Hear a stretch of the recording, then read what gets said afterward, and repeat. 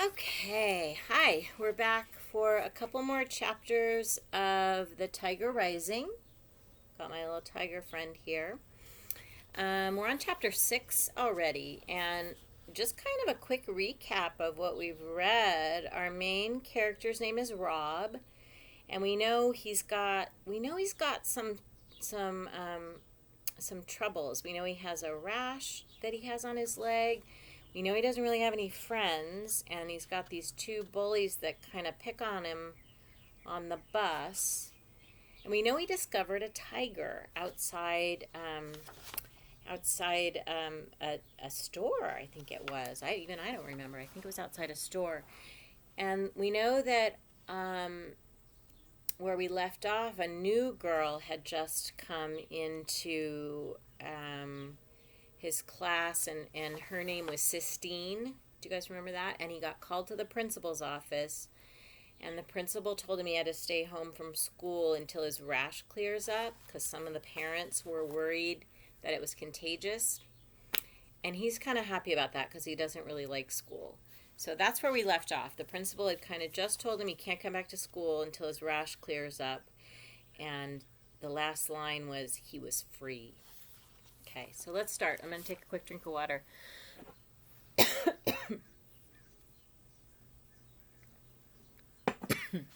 Chapter 6. Rob floated through the rest of the morning. He went to math class and civics and science, his heart light, buoyed by knowledge that he would never have to come back. At lunch, he sat out on the benches in the breezeway. He did not go into the lunchroom. Norton and Billy Threemonger were there, and nothing had tasted good to him since his mother died, especially not the food at the school. It was worse than the food his father tried to cook. He sat on the bench and unfolded his drawing of the tiger, and his fingers itched to start making it in wood. He was sitting like that, swinging his legs, studying the drawing, when he heard shouting and the high-pitched buzz of excitement, like crickets, that the kids made when something was happening. He stayed where he was. In a minute, the faded red double doors of the lunchroom swung open, and Sistine Bailey came marching through them, her head held high. Behind her was a whole group of kids, and just when Sistine noticed Rob sitting there on the bench, one of the kids threw something at her. Rob couldn't tell what, but it hit her, whatever it was. "Run," he wanted to yell at her. "Hurry up and run." But he didn't say anything. He knew better than to say anything. He just sat and stared at Sistine with his mouth open, and she stared back at him. Then she turned and walked back into the group of kids like somebody walking into deep water. And suddenly she began swinging with her fists. She was kicking, she was twirling. Then the group of kids closed in around her, and she seemed to disappear. Rob stood up so that he could see better. He caught sight of her pink dress. It looked all crumpled like a wadded-up tissue. He saw her arms still going like mad. "Hey!" he shouted, not meaning to. "Hey!" he shouted again, louder. He moved closer, the drawing of the tiger still in his hand. "Leave her alone!" he shouted, not believing that the words were coming from him. They heard him then and turned to him. It was quiet for a minute. "Who you talking to?" a big girl with black hair asked.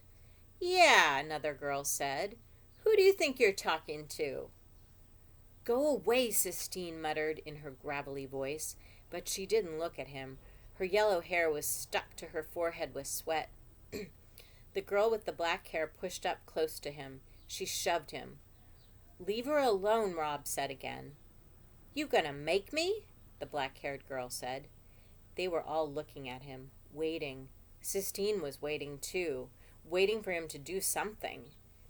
He looked down at the ground and saw what they had thrown at her. It was an apple. He stared at it for what seemed like a long time, and when he looked back, they were all still waiting to see what he would do. And so he ran. And after a minute, he could tell that they were running after him. He didn't need to look back to see if they were there. He knew it. He knew the feeling of being chased. He dropped the picture of the tiger and ran full out, pumping his legs and arms hard. They were still behind him. A sudden thrill went through him when he realized what he was doing was saving Sistine Bailey. Why he would try to save Sistine Bailey, why he would want to save anybody who hated him, he couldn't say. He just ran, and the bell rang before they caught him. He was late for his English class because he had to walk from the gym all the way to the front of the school. And he did not know where his drawing of the tiger was, but he still had Mr. Felmer's note in his back pocket, and that was all that truly mattered to him, the note that proved that he would never have to come back. Chapter 7. It turned out to be an extraordinary day in almost every way. It started with finding the tiger, and it ended with Sistine Bailey sitting down next to him on the bus on the way home from school. Her dress was torn and muddied. There was a scrape down her right arm, and her hair stuck out in 100 different directions. She sat down in the empty seat beside him and stared at him with her black eyes. "There isn't any place else to sit," she said to him. "This is the last empty seat." Rob shrugged. "It's not like I want to sit here," she said. "Okay," said Rob. He shrugged his shoulders again. He hoped that she wasn't going to thank him for saving her. "What's your name?" she demanded. "Rob Horton," he told her. "Well, let me tell you something, Rob Horton. You shouldn't run. That's what they want you to do. Run." Rob stared at her with his mouth open. She stared back. "I hate it here," she said, looking away from him, her voice even deeper than before. "This is a stupid hick town with stupid hick teachers. Nobody in the whole school even knows what the Sistine Chapel is." "I know," said Rob. "I know what the Sistine Chapel is." Immediately he regretted saying it. It was his policy not to say things, but it was a policy he was having a hard time maintaining around Sistine. "I bet," Sistine sneered at him. "I bet you know." "It's a picture of God making the world," he said. Sistine stared at him hard. She narrowed her small eyes until they almost disappeared. "It's in Italy," said Rob. "The pictures are painted on the ceiling. They're frescoes." It was as if a magician had cast a spell over him. He opened his mouth, and the words fell out, one on top of the other, like gold coins. He couldn't stop talking. "I don't got to go to school on account of my legs. I got a note that says so. Mr. Felmer, he's the principal. He says the parents are worried that what I got is contagious. That means that the other kids could catch it." "I know what contagious means," Sistine said. She looked at his legs, and then she did something truly astounding. She closed her eyes and reached out her left hand and placed it on top of Rob's right leg. "Please let me catch it," she whispered. "You won't," said Rob, surprised at her hand, how small it was and how warm. It made him think for a minute of his mother's hand, tiny and soft. He stopped that thought. "It ain't contagious," he told her. "Please let me catch it," Sistine whispered again, ignoring him, keeping her hand on his leg. "Please let me catch it so I won't have to go to school." "It ain't a disease," said Rob. "It's just me." "Shut up," Sistine said. She sat up very straight. Her lips moved. The other kids shouted and screamed and laughed and called to each other, but the two of them sat apart from it all, as if their seat was an island in the sea of sweat and exhaust. Sistine opened her eyes. She took her hand away and rubbed it up and down both of her own legs. "You're crazy," Rob told her. "Where do you live?" Sistine asked, still rubbing her hand all over her legs. "In the motel. In the Kentucky Star." "You live in a motel?" she said, looking up at him. "It ain't permanent," he told her. "It's just until we get back on our feet." Sistine stared at him. "I'll bring you your homework," she said. "I'll bring it to you at the motel." "I don't want my homework," he told her. "So?" said Sistine. By then, Norton and Billy Threemonger had spotted them sitting together, and they were moving in.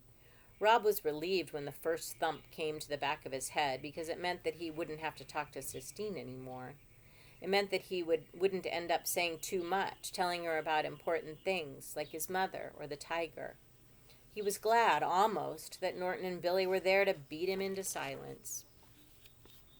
Last chapter for today, Chapter 8. His father read the note from the principal slowly, putting his big finger under the words as if they were bugs he was trying to keep still.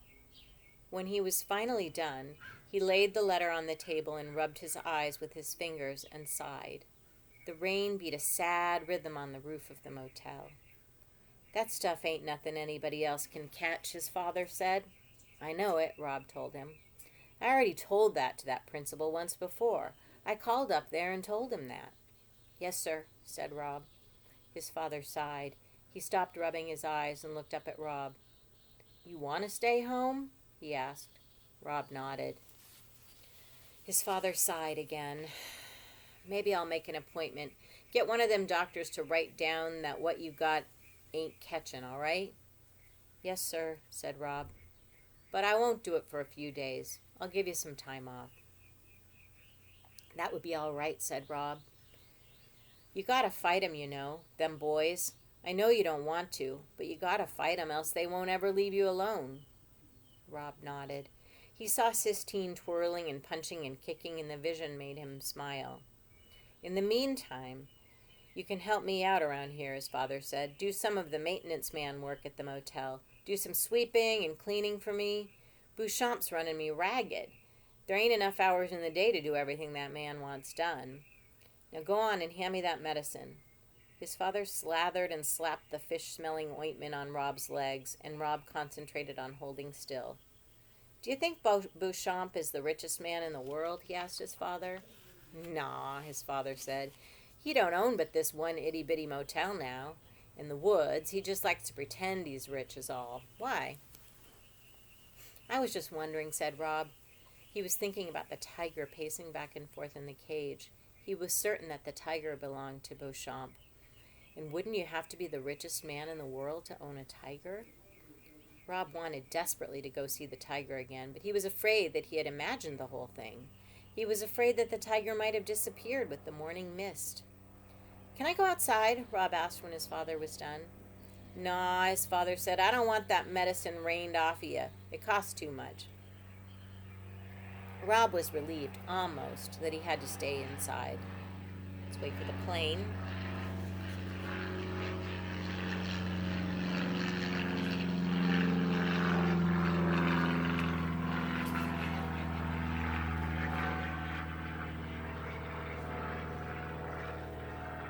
Rob was relieved, almost, that he had to stay inside.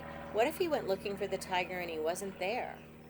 Rob's father cooked them macaroni and cheese for supper on the 2-burner hot plate they kept on the table next to the TV. He boiled the macaroni too long, and a lot of it stuck in the pan, so there weren't many noodles to go with the powdery cheese. "Someday," he told Rob, "you and me will have a house with a real stove, and I'll do some good cooking then." "This is good," Rob lied. "You eat all you want. I ain't that hungry," his father told him. After supper, his father fell asleep in the recliner, with his head thrown back and his mouth open. He snored, and his feet, big with crooked toes, jerked and trembled. In between the snores, his stomach growled long and loud, as if he was the hungriest man in the world. Rob sat on his bed and started to work on carving the tiger. He had a good piece of maple, and his knife was sharp, and in his mind he could see the tiger clearly. But something different came out of the wood. It wasn't a tiger at all. It was a person, with a sharp nose and small eyes and skinny legs. It wasn't until he started working on the dress that Rob realized he was carving Sistine. He stopped for a minute and held the wood out in front of him and shook his head in wonder. It was just like his mother had always said. You could never tell what would come out of the wood. It did what it wanted, and you just followed. He stayed up late working on the carving, and when he finally fell asleep, he dreamed about the tiger, only it wasn't in a cage. It was free and running through the woods, and there was something on its back, but Rob couldn't tell what it was.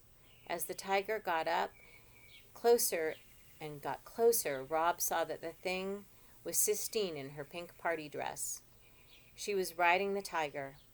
In his dream, Rob waved to her, and she waved back at him, but she didn't stop. She and the tiger kept going past Rob, deeper and deeper into the woods. And that's where we'll leave it for today. I'll be back probably tomorrow to read a couple more chapters. Hope you guys are having a good day. Bye.